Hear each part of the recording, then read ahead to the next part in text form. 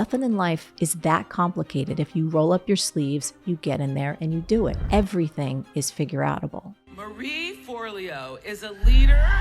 Millions of young women look to Marie as their inspiration. So here are the 3 rules of the figureoutable framework. Rule number 1, rule number 2, rule number 3. What it does is it actually shifts the activity from your fight or flight. You're not going to fire off that email. You're not going to lose your shit. You calm yourself down and you put yourself in a space of problem solving that wasn't previously available. Every one of these jobs feels like I'm dying this slow death. I had this voice that started coming up in my head that was saying, Marie, this isn't who you are. This isn't what you're meant to do. And I was like, shh. I'm just like, next.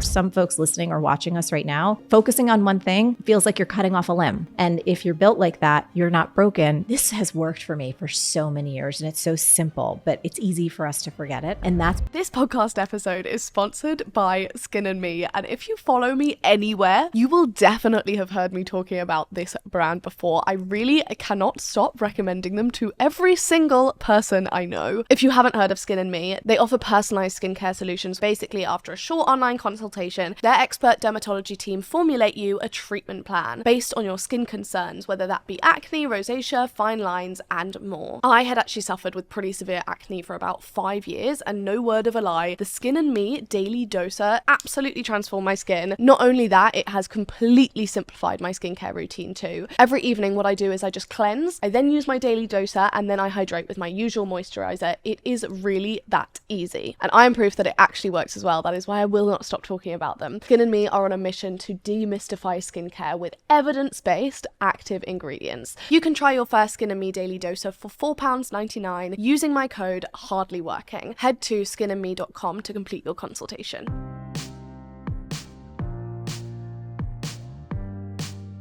Thank you so much for joining me. Thanks for having me. This is so fun. Well, it's fun for me to be in New York. Every time I'm here, I get this kind of energy based on the fact that people here have such strong energy. I feel like I've been like pulled into this vortex of like success and opportunity. It is. I mean, I think that's one of the most addicting parts of New York City is like there is this grit and this nonstop current that you just drop into and you're like, I have so many ideas and I want to do all the things. And I think for people like us and ambitious listeners that you have, it's pretty intoxicating. No, I could very imagine myself like living here. And I think that about a lot of places. I think it suits my like that go. I'm very, very go as much as I try not to be some of the time. Yes. But I feel like that fits with me. We first like to ask everyone whether you feel like at the moment you are more working hard or hardly working. Ooh, at this moment, working hard. I think in the past few years, I've struck a much better balance of hardly working, but my natural bent, my DNA is working hard. And that's something that I feel like is going to be almost like my lifelong journey to keep an eye on that and to dance between the both. Because for me, hardly working, I get bored. And I'm a person who does naturally have a lot of energy and I have ideas. I mean, they come constantly. It's like, I almost feel like, oh my God, another one? Like, where am I going to put this thing?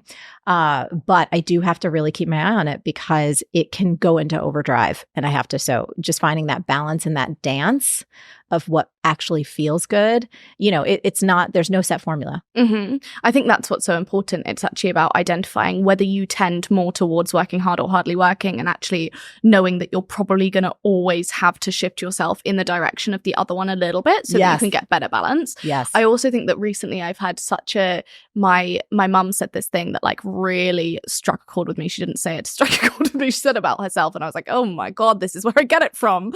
But someone had kind of said to her, like, you always go. You're never happy that things are done. Like, just finish this. Now you're onto this thing. Just take some time and settle. And she was like, oh no, I'm happy because I do this. Like, because I go. She was like, this is my drug. Like, this is my thrill. I love this. And I was like, oh my God, I spend so much time fighting the fact that I'm go and fighting the fact that I'm like constantly thinking about the next thing and all of that. And don't get me wrong, I need to fight some of that. Like, I need to get better at like checking in with myself and being able to be like, okay, you've achieved this. Just sit for 1 second and be happy about it. But also at the same time, my thrill comes from building, doing new things, thinking of new ideas, seeing if I could execute them. There's a reason why I've done what I've done, and it's purely because I'm just like, next. Like, I like that. Yes. And I think there's also a part of not fighting that too much. Yes.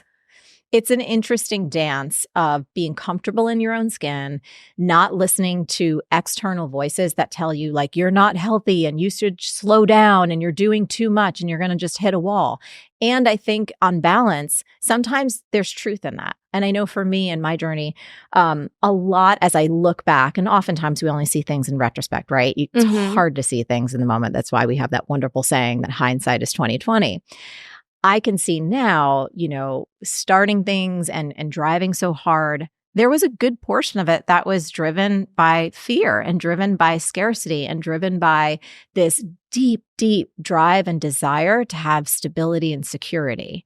And so that's super real. And at the same time, it's also super real that I'm like, oh my God, I love this. Like, this is amazing. And the same thing, getting such a genuine charge and the thrill out of the act of creation, this incredible ability that every human being is born with, where you have an ability to have an idea, pluck it from the field, higher consciousness, your imagination, however you want to put that in a container, and then actually make it a thing for other people to experience and for other people to enjoy. Like, that is a power that I don't think we can just gloss overlook. It is magical. And so to get joy from that and to actually embrace it and flex that muscle to create, there is a lot of pleasure there. Yeah, no, absolutely. And I think for so long, I thought I was doing the rest of things so wrong. Yeah. Just because I was kind of like constantly looking at a lot of self-care stuff and being like, self-care is making sure you have X amount of time off. It's making sure you have this. It's making sure you have this. And I'm like,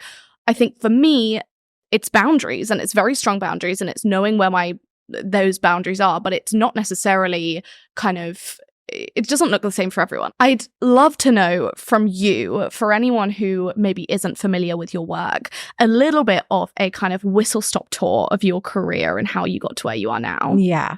So as we talked about, I have always been a person with a lot of energy. And I remember being an undergrad, studying business and just like imagining myself in a job, because everyone's like, oh, what's the job you're going to get and what corporation are you going to work for? And that all felt like death to me. I could not imagine sitting behind a desk for like 8-10 hours a day. And in college, I bartended a lot to put myself through school. And I was lucky because I was a really good bartender and I made great relationships with the folks that I served. And I happened to get an opportunity to get a job on the floor of the New York Stock Exchange, so Wall Street. Now, at that time, we're talking like the late 90s. So we're just putting this into context. There was no seats on the floor, meaning that you had to stand up and run around like a maniac all day long, which I was like, standing desk. This was fantastic. I was like, this is my dream come true. And so I was thrilled to have this first gig on Wall Street. But I remember like pretty soon into it, I had this voice that started coming up in my head that was saying, Marie, this isn't who you are. This isn't what you're meant to do. This isn't what you're supposed to be. And I was like, shh, like I'm the first in my family to go to college. My parents worked their buns off to even get me this education. I don't have a trust fund or have any security. Like, how could I possibly think of not doing this thing? I have health benefits, all the stuff that we are told that we need in order to have stability as a quote unquote adult. Fast forward 6 months, that voice just kept getting louder and louder until one day I was running tickets on the floor, which is what one does. And I started having what I now know is a little bit of a panic attack. Like, I had trouble breathing. I felt dizzy. And I said to my boss, like, hey, I need to run out and go grab some coffee. So I ran out, but I didn't go get coffee. I made a beeline to the nearest church. So I had just graduated from a Catholic university, and I was kind of trained by my upbringing that in a crisis, you just look up and get some help and some guidance. And I remember sitting on the church steps and I was crying because I felt like such a loser because I wanted to quit this job. I didn't know what the hell else I wanted to do. And the first message I got was, call your dad. So I whipped out my flip phone. Hello. And I called my dad, and I'm just like doing the ugly cry and like, I'm so sorry. I don't want to bring shame on the family, but I tried so hard to show up and just work, but I just can't stand it here. My dad interrupted and he's like, Ray, hang on a second. You've been working since you were 9 years old. I have no doubt you're going to figure out how to keep a roof over your head. But here's something you need to understand. You're going to work for the next 40, if not 50 years. If this job is making you this sick, you have to find something that you love to do. And once you find that thing, you're never going to have this feeling again. And I remember this experience of just having a huge weight lifted off my shoulders, because even though he didn't tell me how to find something that I would quote unquote love to do, it was the permission slip that I needed to step back and go, okay, I need to trust that voice that this isn't it. And even though I don't have the answer, I have to go out and find it. My only two clues were really that I loved business. My dad was a small business owner, but I was also highly creative. And in my mind at that time, those two things were completely separate. I'm like, how do I make them go together? I went around and did little odd jobs. And then I got myself into a temp agency and I said, can you get me into a magazine? Because I felt like that was this world where there was the ad sales side. So it was commerce and selling. And then it was the editorial side. I'm like, this is going to be perfect. So I got a job in the ad sales department at Gourmet Magazine, part of Condé Nast, big storied publishing company. And I was like, this is awesome. First of all, Wall Street was like 99.9% men. In the magazine, it was like the flip. It was like 99.9% women, and they were all in power. I'm like, this is cool. And, you know, my desk was near the test kitchen. I'm Italian American. I love to eat. I would get snacks all the time. I'm like, this is awesome. But a few months into that job, that voice came back again. And it was like, Marie, this isn't who you are. This isn't what you're supposed to do. This isn't what you're meant to be. And I'm like, oh, Jesus, not this again. Like, I was watching all of my friends that I graduated with. They were starting to make real strides, and some of them were getting raises and, you know, looking at houses. And here I am like, I want to quit my job again. And I was like, okay, let me step back and really think about this analytically. Wall Street, all money. Ad sales, more money and more commerce. Maybe my creative side is just starving. So I went to the HR department. I said, I don't care if I have to take a pay cut. Get me on the edit side of any magazine. I'll take it. A couple months later, they got me a job as a fashion assistant at Mademoiselle. And I was like, okay, this is it. I'm going to fashion shows. I'm going to help design the layouts, photo shoots, all kinds of creative stuff. This is going to be my dream. And for the first few months, it was awesome because I love novelty. I love to learn. I love a new challenge. And then what do you know? That voice came back again. Marie, this isn't who you are. This isn't what you're supposed to do. This isn't who you're meant to be. I'm like, OMG, am I broken? Because I have this really strong work ethic. I want to make money and contribute. But if I'm honest, every one of these jobs feels like I'm dying this slow death. I cannot picture myself here. I don't want to climb the corporate ladder. And there was this one day when I was on the internet, probably when I shouldn't have been, that I stumbled upon this article about a new profession at that time called life coaching. And I will be honest with you, when I read this article, something in me lit up like a friggin' Christmas tree. It was like the clouds parted and little angels came out and they were like, ah, like this is what you're supposed to do with your life. But I was 23 years old. So I had the voice in my head, and I'm from New Jersey. I was like, what are you doing? This is like the stupidest thing ever. Who's ever heard of a life coach? You're 23 years old. No one's going to hire you. You haven't even lived life yet. You're like tens of thousands of dollars in debt. You can't seem to hold down a job. You keep quitting it. This is one more thing you're going to fail at.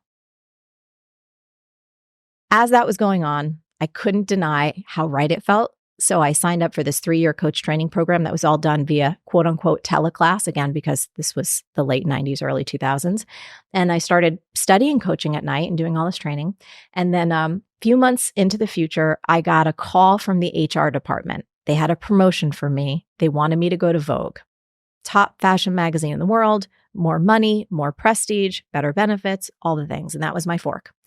Do you stay on this path that is understandable, that kind of looks shiny and kind of, you know, impressive from the outside, and that everyone understands what you do? Or are you going to quit and do this weird ass life coaching thing that no one has ever heard of, that you even think sounds cheesy as all hell, but that feels so unbelievably exciting you want to jump out of your skin? So I said no to the Vogue job. I quit. I went back to bartending and waiting tables in New York City, and I started trying to figure out how to build a life coaching practice during the day. And that was 22 years ago. And so, amazing story. I feel like it's so interesting to see the evolution of how everyone gets to where they are now. I feel like that being still 22 years ago, I want to know what's happened between then and now that's put you to this position. Oh my gosh, so much. I think, first of all, when people often ask me like, how did you create this whole thing? Mm-hmm. Such a huge part of it is consistency. Like the consistency of showing up no matter what, even though I might not know what the hell I'm doing or how I'm going to get there, but this conviction that I can figure it out, that everything is figure outable, that I'll learn things, I can train, I can ask questions and I can just keep putting myself out there. That relentless commitment to moving forward is just the big arc of it. We can talk about the underpinnings, but I think one of the best things I learned in my coach training, and I would recommend this for any entrepreneur, this was really pivotal for me. They told me, they said, look, you can become the best coach in the world, meaning that you understand how to listen, how to ask the right questions, how to support people to create like really meaningful results in their lives. But if you don't also learn the business side of a coaching business, if you don't learn how to market your services so that other people want to hire you, you will change no one's life ever. And I just sat there, Grace, and I was like, that makes so much sense. So it was early on in my career that I got that message and realized I have to master my craft and I have to master the business and the marketing side of this if I want everything to thrive, if I want to have the financial freedom, the lifestyle freedom, and most importantly, the impact in the world that I believe I can make. I need to juggle those two and really make those my lifelong commitments. And that was, I think, one of the things that really set me on a path to keep going and to keep growing. And, here was the thing that really struck me because, people would ask me, especially when I was bartending, because just to set the stage, I think it was 7 full years that I had part-time, what I like to call bridge jobs, before I felt confident enough, both emotionally and financially, to go all in on my online business. And the other truth was this, I would bartend and people would always ask me like, oh, so what else do you do? Are you an actor? And I was like, no, I'm a coach. But I recognized oftentimes when I would just say that, it didn't feel true enough. And here's what I mean. There were all these other interests that I had. I loved fitness. I loved dance. I loved spirituality. I loved the new world of digital business, all those things that kind of fell outside the specter of just quote unquote life coaching. And I did something that I'm so proud of my younger self for doing. All of the success books that I read at that time, they all talked about focusing down and becoming an expert in one thing. And if you can just focus and be so good at something, then that is the path to success. But for me, first of all, I have an ADHD brain. So I am never able to focus on just one thing. And I'm just not built that way. And when I threw out that conventional wisdom, I remember one day I was at the bar and someone asked me what I did. And I didn't think to create this, Grace, but it just came to me. It felt like it was a gift from the career gods or my higher self. And they were like, so what else do you do? And out of my mouth popped this phrase, I'm a multi-passionate entrepreneur. I was like, I don't even know what the hell that means, but it felt so good. And they're like, oh, what is that? I was like, well, I'm starting teaching dance classes, which I was starting to do, but I felt almost insecure about it because it didn't match a particular criteria of being a professional coach. And then I started talking about my newsletter and I started talking about multiple things that I was both passionate about, interested in, and activated on. And it gave me this whole new context with which to see myself. No longer was I this like flaky, dilettante running around doing all these different things. All of a sudden, I was a multi-passionate entrepreneur who had a coaching practice. I was starting to teach these fitness workshops, which eventually led to me becoming one of the world's first Nike elite dance athletes. And I got to train people all over the world, despite the fact that I have no formal dance training whatsoever. So it was this really cool context that I wanted to share with people because I would bet there's some folks listening or watching us right now who might be built like us. Focusing on one thing feels like you're cutting off a limb. And if you're built like that, you're not broken. You just need a different context through which to see your gifts and your talents and a way to find convergence so you can share your gifts in a way that makes sense. I think that's really valuable. And I think that what I think a lot about is the fact that,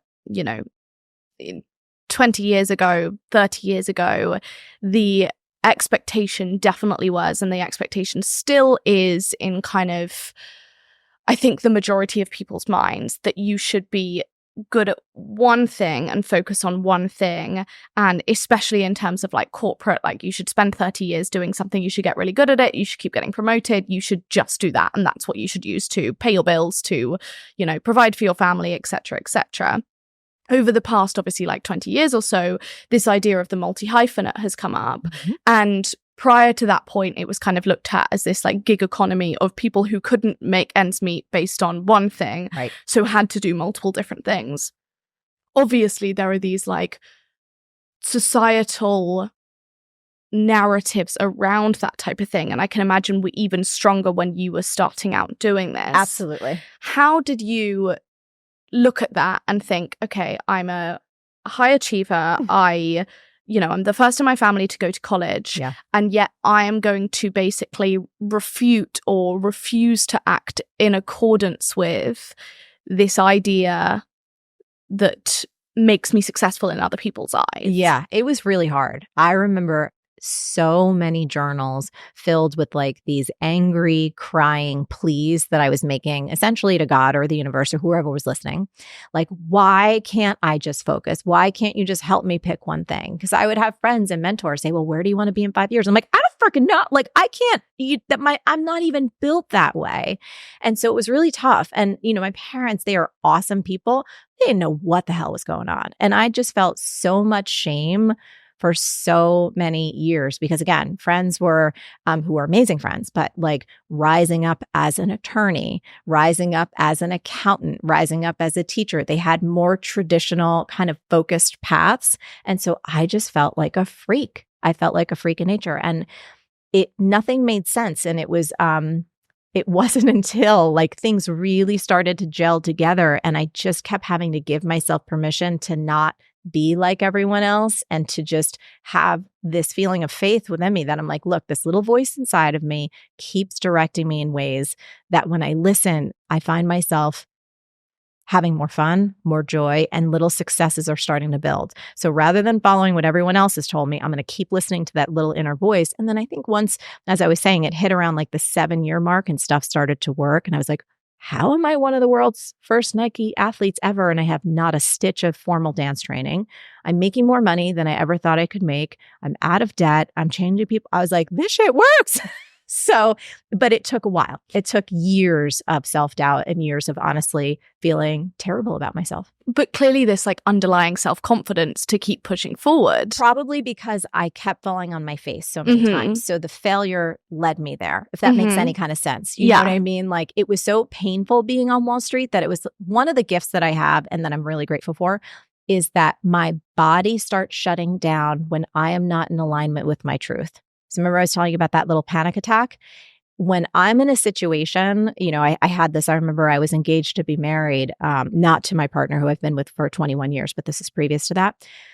Grace, I started getting physically ill and he wasn't a bad guy. He was just not my guy, right? Wasn't the partner for me, but my body starts breaking down. So to your point, that confidence was almost like an escape hatch for the pain of something not being right. So it was less about me going like, I know it all. I was like, I can't deal with that pain. I have to go in this other direction. There's two pieces to this and they're nuanced. And I'm really happy that we're digging in.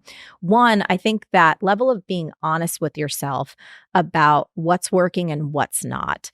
So for me, I realized very early, like sitting at a desk, pushing papers around, not happy. Even though I didn't necessarily, quote unquote, love bartending, what I did love was that I was standing all day and I was interacting with people, you know what I mean? And I was moving. There was physical movement. Same thing that showed up in dance. Like, oh gosh, every time I'm moving, my aliveness comes through. Fitness, the same thing. Wall Street, even though I didn't like being on Wall Street, I loved the fact that I was moving. So you can start to look for clues. Like, what are the kinds of things that when I'm doing them, I seem to have more energy, I seem to be alive, I seem to be attracted to X, Y, or Z. And that takes a lot of self-awareness and it takes slowing down and being able to step back and start to see some patterns within yourself. So that's one piece of it. I also want to talk about a big mistake that I made in this time period that once I got this lesson, this has really helped me especially thrive as an entrepreneur because as you know, there's parts of our business where you do need to stick it out. You may not like it. It's super not fun, but you got to get that grit. You got to strap yourself in and be like, I am in this for the long haul. I'm going to fight through to get to the other side. And I have that piece of me too. Here's what it looked like in bartending. So when I knew I wanted my coaching business to thrive, and I knew that that was like a piece of my path, I remember every time I would go to the bar, I friggin' hate my job. I was like, oh, I can't wait to get this shift done. You know, I was just like a cranky little pain in the ass. Didn't really want to talk with my customers, was like writing things down about my ideas of what I would do when my shift was over. And I realized that then once I got home from my shifts, because I was complaining for the last 6 hours, hating what I was doing, I had no energy when I came home to then work on my business. And I realized and had this epiphany. I was like, oh my God, practice makes permanent. What I was practicing was being whiny, complainy, and dissatisfied. And I was like, I need to shift this from the inside out and I need to shift it right now because the way I'm going, I'm not going to have the energy to build this business that I know can be something great. And so I started showing up with a new ad. I'm like, I'm going to be the best band bartender that New York City has ever seen. And like, I'm making dirty martinis like nobody's business. I'm putting everything perfect. I'm doing my orange twist. Do you know, I'm like making this an art form. And I'm making people feel like I am literally so happy to serve them. They don't want to do anything else. They want to hang out at the bar. And Grace, that one practice of training myself to show up, even though I knew it wasn't going to be my career for long, but to practice bringing this joy and this presence and this excellence, that helped me break that pattern of being almost like a whiny little brat. And it started to open up my creative channels, my stamina, and my ability to really work on my business outside of my bar shifts. And it changed everything. And it's just the simple notion that we have these incredible brains and this fact of neuroplasticity, that we can actually rewire our brains. Like, that is a scientific fact. And one of the most beautiful aspects of it is that it's underpinned by something simple that we all know how to do, which is repetition. Repetition is really how we rewire, right? So neurons that fire together, wire together. So by you saying that every single morning, these neural pathways, which are more like neural highways, especially for those of us. And again, I have like my cranky side, the frustrated side, where it's like, oh no, it's going to take some effort, like going to the gym every day and doing those incredible bicep curls or your push-ups or your squats or your burpees or whatever the hell that you do, but it actually works. I have a version of that I do where I have a vision that I've written out and I say it out loud, how grateful I am for all of these things that may not yet be true. And same thing, when I'm saying it out loud, there's a part of me that's like, this is fucking crazy. And then I'm like, but this is awesome. And I wind up just closing my little book and I'm like, dude, we got this. And when the shiitake hits the fan, because it does every day, someone gets sick, someone's quitting, XYZ goes wrong, and you're the boss and you've got to deal with it, you got to keep your head on straight. And your energy, as you know, infects everyone. And so your ritual that you do in the morning that you're like, I feel like a lunatic doing it. Same thing to me. I'm walking around with my journal, like marching around my house with my coffee, saying these things, but I end up feeling fantastic and it works. And this has worked for me for so many years. And it's so simple, but it's easy for us to forget it. I'm like, oh, I'm actually the creator here. I'm the one that whipped up this whole little business. I'm the one that whipped up all of these projects. I'm the one who orchestrated this whole thing. So if I created this mishigas, I can uncreate it if I want. It's like, I'm actually the boss of this. And that gets me in a really good, humble position. And I think you can do that on all different levels as well, because, not everyone who's listening to this will be an entrepreneur. Not everyone who's listening to this will be self-employed or even have control over how they spend their day. What we say in my personal team at work is we are the type of team, we take on a lot of things. We like to take on a lot of things. We see opportunities, we go for them. We're really bad at not doing that. So what we have to say to ourselves over and over and over is like, everything can be deleted. Like, it can literally be deleted. Like, we don't have to do any of this. Yes. And obviously we do. Like, obviously we've got it. Like, we know we tend towards that direction. So we know we're going to have a business here. We know we're going to make some money or whatever. We're going to have some opportunities and it's going to be good. This is so fun though. And I talk about this. We have a program that's called Time Genius that's specifically for people like me and possibly like you and some other people where we take on a lot, right? We're like, oh shit, what did I create? How do I uncreate this in a way where it's sustainable? And there's this one teaching bit about the power of owning your choices. You were mentioning how everyone listening is not necessarily an entrepreneur or self-employed or freelancer, but I remember I pulled this on myself and it worked such wonders. So my partner, Josh, I've always known that I never wanted to be married or have my own biological kid. So that was just a clear thing from when I popped out of the womb. I'm like, look, this thing is different. She is what she is. And I remember at this early point when my business was still a baby business and myself and Josh were together and he has a son. And this was great because he already had a child. I didn't want to have a child, but I became a stepmom with a 9-year-old.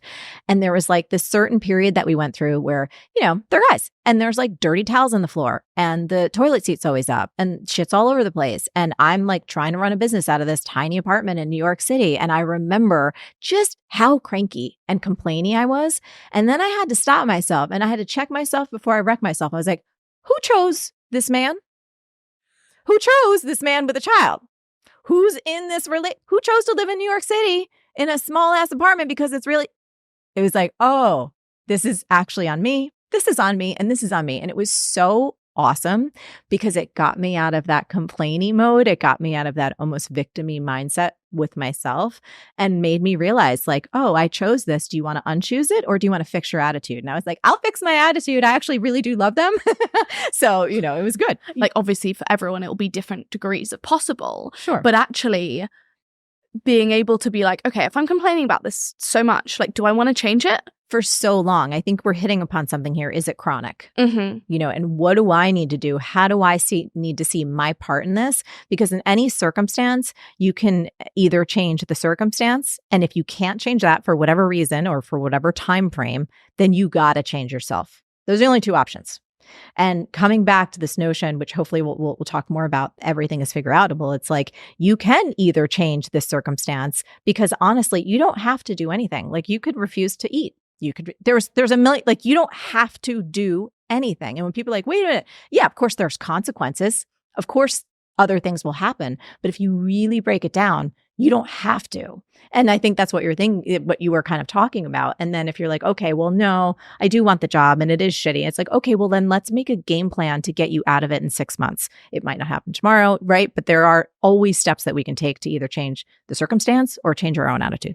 So let's talk about that everything is figureoutable saying. I know that's something that you talk about a lot. Yeah. And I love it as a saying. Could you tell us a little bit more about how that came about and what your kind of philosophy is? Yes. So this beautiful phrase is probably one of the best gifts that I've ever received in my life. And in order to tell you where it came from, I have to tell you about the very special person who created it, which is my mom. And so she's about 5'6". She looks like June Cleaver. She's got the tenacity of a bulldog and she cusses like a truck driver. So that's where my saltiness comes from, if you haven't guessed. She grew up the daughter of 2 alcoholic parents in the projects of Newark, New Jersey. And she really learned by necessity how to stretch a dollar bill around the block like 5 times. And she would always tell me that when she was little, she rarely felt beautiful or valued, but she made a promise to herself that when she grew up, she would find a way to a better life. And one of my favorite memories ever growing up as a kid in New Jersey was sitting around the kitchen table on Sundays with my mom, and we would clip coupons together because she loved teaching me all the different ways that we could save money. And she also loved showing me that, especially back in those days, if you saved up what were known as proofs of purchase, that brands would send you these really cool things, like maybe a cookbook or a set of cooking utensils. And my mom saved up these proofs of purchase and got this tiny little AM/FM transistor radio that looked exactly like an orange. It was orange in shape. It had the little dimples. It had a red and white straw sticking out of the side. And it was from Tropicana orange juice. And she got this thing for free. Oh my God, did she love it. So when I was little, I never knew where I'd find my mom around the house, like, or what she would be doing. But she's, I think, like both of our moms, they're constantly doing stuff. But you could always hear this little tinny radio and it was like disco playing or whatever. So one day I was coming home from school and I heard music off in the distance. And as I got closer to my house, it was coming from a weird orientation, like way up high.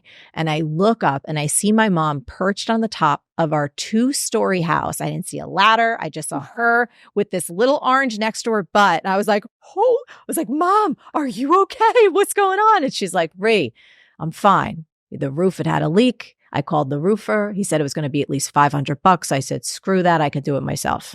This is my mom. Another day I come home and I push open the door and I hear like music jamming from the background. I was like, I'm every woman. And I go and my mom's in the bathroom and I push open the door and there's like pipes sticking out of the wall. There's dust particle. It looked like a bomb went off. I was like, Mom, what's going on? Are you okay? She's like, I'm fine. She's like, some of the tiles had cracks in it. And I don't want the bathroom to get moldy. So I'm retiling the bathroom. Now, Grace, you have to understand, she's high school educated. This is the 80s. This is pre-internet. This is pre-Google, pre-TikTok. You couldn't find out stuff like this. One day in the fall, I come home and it's dark out. So it's already spooky.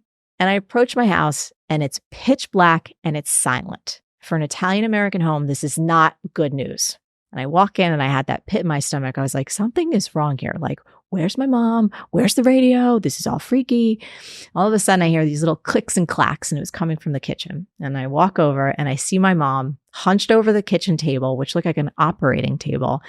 And it had electrical tape and screwdrivers and drills. And then in like 15 pieces was a completely dismantled Tropicana orange radio. And I was like, Mom, what? I was like, are you okay? It's like your favorite thing in the world. What the hell happened? And she's like, Marie, I'm fine. She's like, the antenna was off. The dial was a little funky. And she's like, so I'm fixing it. And I stood back and I folded my arms and I said, hey, Mom, how do you know how to do so many different things that you've never done before, but nobody's showing you how to do it? And she puts her screwdriver down and she looks at me and she says, Ray, what are you talking about? Nothing in life is that complicated. If you roll up your sleeves, you get in there and you do it. Everything is figureoutable. And I was like, everything is figureoutable? And I just kept repeating this little phrase. I was like, dude, yes, everything is figureoutable. And I'm not kidding you. From that moment on, it was like it got implanted in my soul and became my operating system for like every single little thing that I have ever experienced in my life, from having this freaking awful abusive relationship. My kind of first love was like a physically abusive relationship in high school. Helped me get myself out of that, get myself into the best classes in college, figure out how to get work study programs, finding the job in the New York Stock Exchange, getting weird gigs at like clubs selling glow sticks, like every single thing that I've ever wanted to do, including starting the business, including to this day, whenever shit hits the fan, and it does often for most of us in life, that phrase gets me off the floor and gets me in motion and gets me asking questions. It gives me a sense of hope. It gives me a sense of possibility. And it keeps me in a place of creation and connection and knowing that something else is possible. I feel like it's this simple belief that can help you do everything from the mundane, from like if your washing machine breaks, to starting a company, to transforming a relationship, to healing your health, to tackling any big thing that you're really, really passionate about. Now, there are a few things that I want to mention. There's a few caveats because there's nuance to this. And hopefully there's some people listening that could be skeptical and that would be like, no, everything is not figureoutable. And I love that. I remember when I was first working on the book, and I shared this with a really dear friend of mine who does a lot of work in the addiction space. And he's like, Marie, I love you. I respect you. Your work is amazing, but like, no, everything is not. Like, how do you tell someone who's dealing with a life-threatening diagnosis or some of these horrific circumstances that we human beings find ourselves in? How does this square off? And I told him this. So the first time I shared this philosophy outside of my own audience was actually on the stage for Oprah. So she had this event called Super Soul Sessions. And I was like, okay, if I'm going to test drive this with a larger audience before putting it in the book, this is the best one. After I did that talk, they put that on their podcast. And so it got wide exposure beyond my own folks. And I got an email one day that really made me feel, I was like, yes, I knew this works no matter what. It was from a woman named Jen from New Zealand. And she said to me that her mom had been trying to get her to have the same kind of philosophy. And they had watched my talk or listened to my talk together. And it really made a difference to them. And then she said, and then everything changed because my mom got diagnosed with pancreatic cancer. And my first thought was like, nothing is figureoutable. She said, but then when I slowed down and stepped back and really looked deeper, here's what I discovered. I could break the small things down. One, I could find foods that my mom actually tolerated. I could figure that out. Two, I could figure out how to get medical equipment to her home. And three, I could figure out how to set it up so that she was comfortable and that she could spend her last 5 weeks on this earth exactly where she wanted to be, which was in her own home. And it brings me to tears because that letter, when she said, thank you for sharing this philosophy because it made an enormous difference to two women who you've never met on the other side of the world. And yes, everything is figureoutable. And I've gotten so many letters like that from people who were dealing with abuse, who were finding themselves in the midst of unthinkable loss and grief, but who found this phrase helpful for themselves in unleashing some power of possibility in their ability to recontextualize, their ability to reach for something different, their ability to reach out for help. And so I think in that sense, that part is really important. And then there's a last bit. There's 3 rules that I always like to share with people. They're very fast. That helps give you a mental container because our minds, at least my mind, can go nuts with possibilities. So here are the 3 rules of the figureoutable framework. Rule number 1, all problems or dreams are figureoutable. Rule number 2, if a problem isn't figureoutable, it may not be a problem at all. It's either a fact of life or law of nature, like gravity or death. Rule number 3, you may not care enough to solve a particular problem or reach a particular dream, and that's okay. Find something that you do care deeply about, and you go back to rule number 1. So I think what that little container does is it keeps us from going off onto fantastical, like hypotheticals, and it keeps our energy focused on something that we really do want to figure out for the long term. And it might not happen in a day, a week, a month, maybe not even years. Some things are lifetimes to figure out. I mean, think about the fact that at one point in human history, we didn't know how to fly. Now we do, right? At one point in human history, I was watching a show on Netflix last night. It was about Ripley. I don't know if you've seen that show yet. It's really, really fun, but it takes place, at least a few scenes, in the 60s in Italy. And they were looking in a phone book. And I was like, oh my God, the world before cell phones and computers. So in our contextual collective history, there may be things that aren't figureoutable quite yet, but they're on the way. Right. So it's less about when you come to a problem, as you say, there are certain problems that you're right, they can't be fixed if you're thinking that being fixed is returning back to the way they were. Correct. Or only being fixed in one direction. Correct. It's about understanding, okay, there are certain things that are out of my control here, but the control I can get back is working out in which direction this is figureoutable and whether that is an acceptable outcome for me. Yes. And therefore, whether I should, push forward in that direction, whether I should just throw this thing in the bin. Totally. Or whether I should, whatever it might be, it's about regaining control. That's right. Over what you can control and being able to understand that it might not be figureoutable in the way you originally thought it would be, but that doesn't mean that it's not valid. That's exactly right. It's no matter what circumstance you find yourself in, you have an ability to unlock your intrinsic innate wisdom and power to move forward in a productive way. And that productive way may not look the way that your mind wants it to look in this moment, but you have the ability, in my opinion, to transform or transcend any challenge that you face, which makes you unstoppable. Not unstoppable in the sense that everything will always go your way, because we know it won't. Not unstoppable in the sense that you'll never have disappointment or devastation or grief or loss, because we all will. But unstoppable in the most powerful way, meaning that no circumstance, no person, no limitation ever has to hold you back again.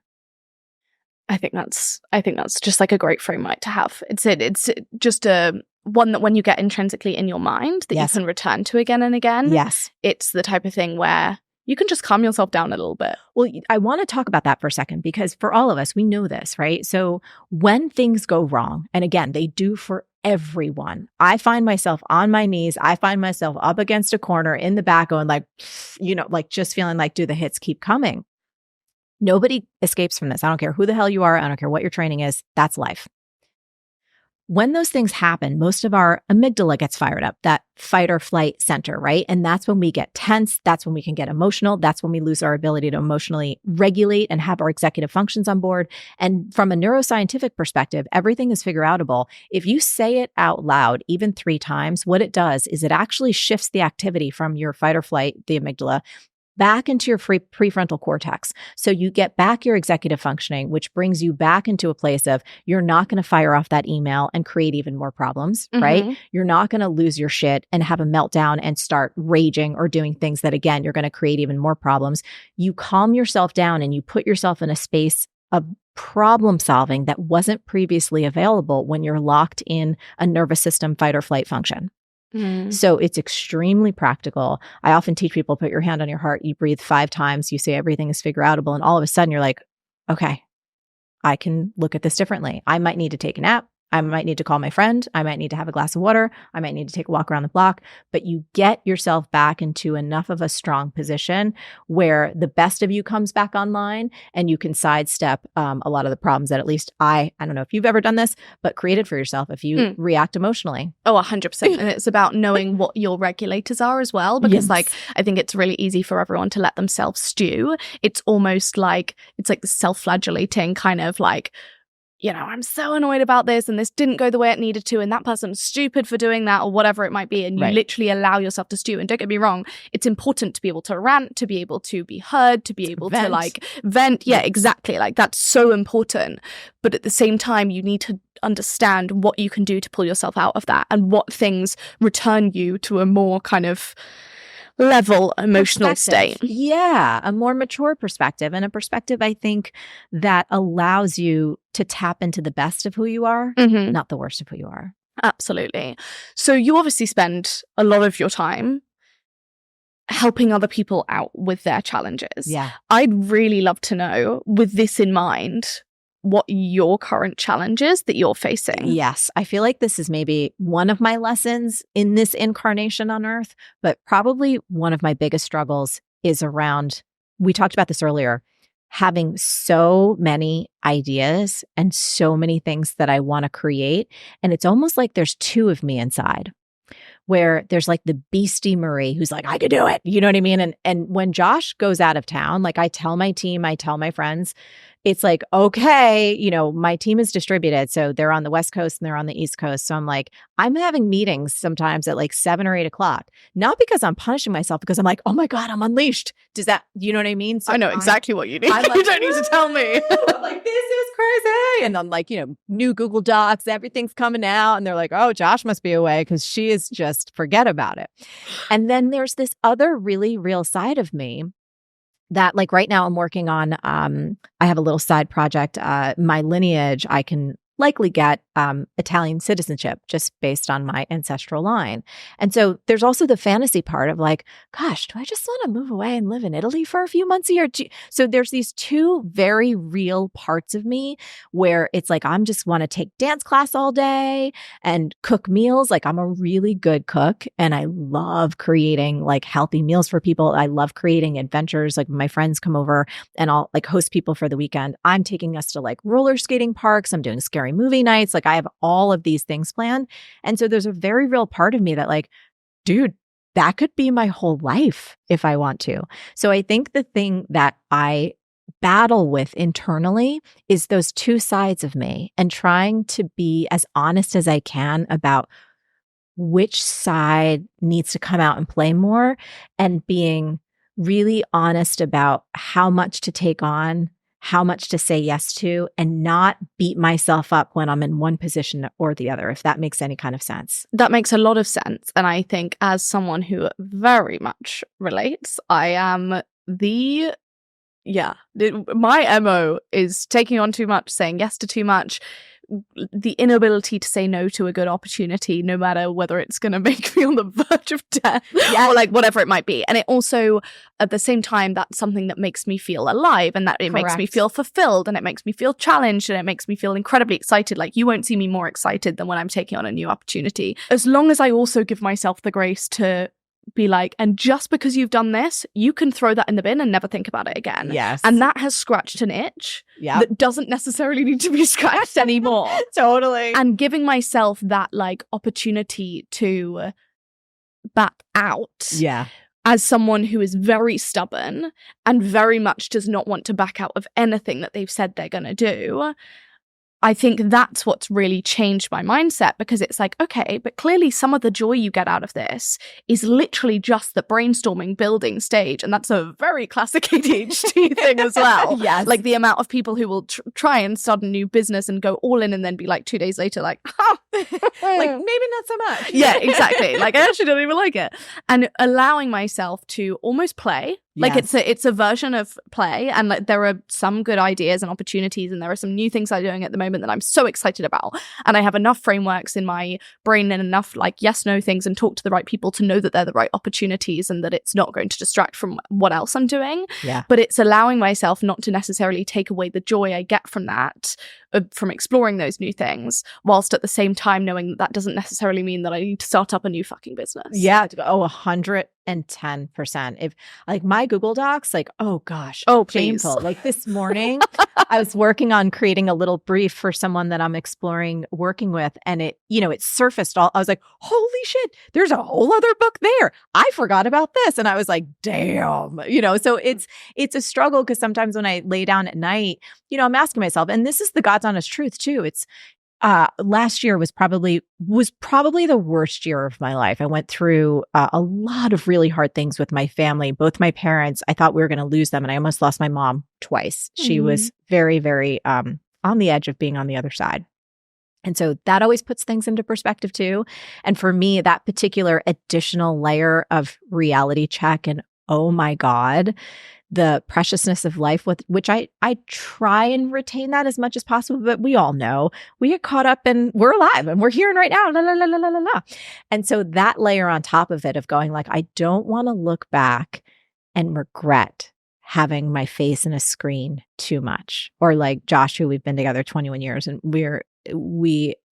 I love him so much. We have so much fun together. He's also a creative. He's an actor. And so we're constantly trying to find that dance of like adventure time where we're both offline and we both love making stuff, So it's that, I think, for us is, and it's a dance hopefully that we'll get to keep doing together. I definitely don't think I'm going to get it perfect or right. But I'm grateful for it. I'm grateful to have the passion and the energy to do it. And and I want to just be aware and stay aware of the cultural conditioning, especially for me. And I know it might be different for y'all, but like here in America, like we have some screwed up, effed up. We're so like work. And that's my familial conditioning too, because we don't come from money. So it's like you work your buns off 7 days a week. You don't rest. So that's kind of in my system as well. And so I'm always challenging myself to see like, okay, what is my programming versus what is natural joy? Mm-hmm. What is my natural drive? And how do I keep finding that balance? And how do you generally differentiate between that programming and natural joy? I think when I find myself at the computer and if it's rooted in a sense of like, I have to do this, oh God, I gotta get this done. And it feels like it's almost as though it feels like there's an energetic overlay of punishment versus, like if you're in the gym and I love working out and I love lifting weights. And sometimes if I'm going for like a whole heavy set, I'm like, oh, this is going to be hard, but it's good. Like it's exciting. I want to see if I can do it. And I don't give a shit if I do a drop set. Like I'm just like, how many times can I get this 45-pound weight up? If I'm in that place with creation where it feels like dirty and gritty and exciting, I'm like, this isn't programming. This is an act of birthing. This is me like creating something new and joyful.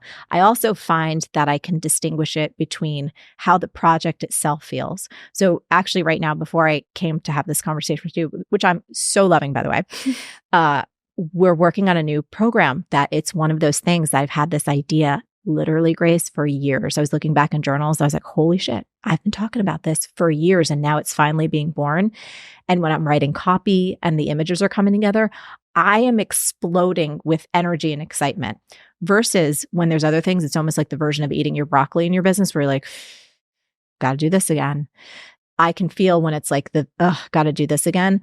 I have to keep an eye on where I'm being dutiful out of that programming, that obligation that I need to be a good businesswoman and I need to show up and never disappoint, or you know what I mean? I know exactly what you mean. And I'm interested as well as someone who's so passionate about a number of different things and gives that kind of energy to, different projects or whatever, new businesses, whatever it might be.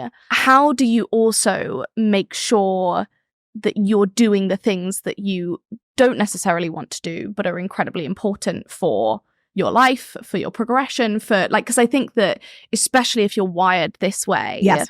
So I have a little rule. We play games. I love playing games. Play is a really important aspect of my life. So a little saying that I say to myself, only say yes to things that you're willing to do joyfully. And that gives me a nice little framework and a container to go, okay, if you said yes to this, Marie, do you know what I mean? Like, are you going to be cranky pants and show up and do it? Or are you actually going to turn on some music? And like, even if it's almost a little manic weird, like, okay, I'm going to have fun, even though it's a little bit sarcastic, it's kind of like what we were talking about before. Even me playing that role somehow gets me to crack a smile and to, oh, screw it. I got to do all this stupid insurance paperwork. Nobody else is going to do it. I have all my numbers. You know what I mean? Like, I need to do this thing. Music is a great avenue for play for me. And then again, kind of making fun of myself is another great avenue for like, dude, you're either going to do this and endure it or enjoy it. You choose. Yeah. Like, every moment of your life, Marie, is a moment of your life. And I go back to the old bartending days. Like, am I training myself to be miserable and mediocre, or like this joyful ball of life that's having a damn good time, even if I'm like stuck in traffic, which I can do. Like now, and it doesn't always happen. You know what I mean? Sometimes I'm cranky pants USA, and that's just, dude, that is what it is. But when I can catch it and go, is this really the choice you want to make, girl? Like, is this really how you want to be spending your energy right now? Those are the few things that can get me out of my funk. Yeah, no, I think that's really important. And it's understanding like where those, like, understanding that you have the full right to do everything in a terrible mood. Yes. And you're going to choose not to, Yes. or you're going to choose to, and that's fine. And that's today. And tomorrow might be different, but like you are going to choose to do that chore, and you are going to be seething and like breathing heavily and like hating it. Yeah, exactly. And then usually like, I'll tell you, one of the things that has helped me tremendously, I'd say probably in the past 5-6 years, was a number of just test in terms of understanding more what was happening under the hood of my health. And so let me put context to that. So I've always been a really fairly healthy, resilient AF kind of person where it's like, I don't really get sick. Do you know what I mean? Always feel strong, physically, energetically. And I'd say, 5 or 6 years, just started digging under the hood and going, well, what's happening underneath there? Like, what do my numbers look like? What do my hormones look like? What do my stress numbers look like? And I started uncovering some pretty good data that told me stress for me, and it is for most people, but I have to personalize this in order for my mind to get on board, is basically kryptonite.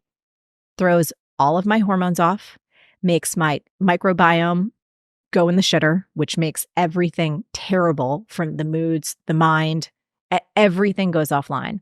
So I associate now being cranky pants with stress, and I know that that destroys my health. And I am vain. I don't want to make myself look older or have more gray hair. Do you know what I'm saying? Like, who needs that? We put on all this makeup. We make our hair look cute. You're going out to get the clothes. Like, why am I going to destroy all this work and money that I'm putting into trying to keep it cute with stress from the inside out? Does that make sense? It makes complete sense. It's just like, dude, girl, what you doing? Why are you if you're gonna do that, it's like all that money you're spending at the derm is going away. It's like giving yourself different motivations. Like sometimes the motivation is just because I don't want to do this in a bad mood. Sometimes the motivation is because I don't want to make myself prematurely age for no reason at all. But inside too. Like, stress destroys your internal systems. And for me, one of the other things I learned is like when it comes to, so my brain, I love my brain and I love my ability to think and create. And I have a particular genetic set where I'm at the moderate risk, genetically speaking, for Alzheimer's. So not the one who's got like the lowest and definitely not the one who has the highest, but I'm right in the middle. So that woke me up. And it was like stress is one of the things that contributes to, among other things, of course, your nutrition and what you eat and sugar and alcohol and processed food and carbohydrates and all those things.